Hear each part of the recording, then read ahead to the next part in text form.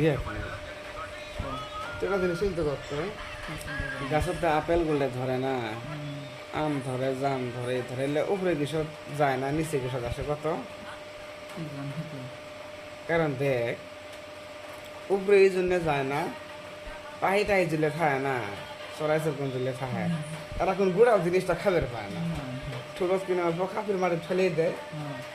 তো এটা এটা ফির মানে ই বানাইলো কি, উপরে একটা পর্দা আছে, পর্দা সিস্টেম হাওয়া থাকে উত্তর, ওই হাওয়াতে জিনিসগুলো উপরে যায় না, সব জিনিসের নিচে পড়ে, তখন মানুষ কামড়ে কামড়ে খায়। তুই আরো একটা জিনিস চিন্তা কর, এই যে নেশটা নিবেছি না, নেশ নিয়ে যদি বাইকে দেওয়ার লাগে না, নেশটা নিয়ে কৃষক মানুষ কত।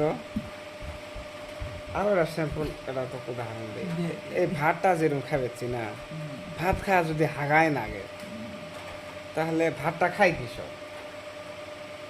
এই কাপড় আছে, কাপড় পিনতে যদি খোলায় না গে, কাপড় পিনতে কৃষক মানুষ কত আমার তুই শুনে।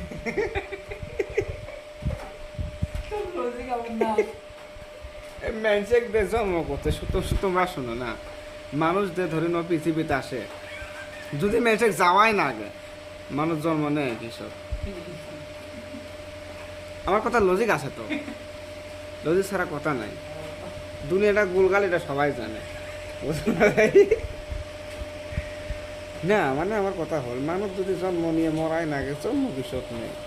হ্যাঁ, আমার কথা পয়েন্টের কথা, ইয়ের কাম হলে আমি আর শুনিনি হলে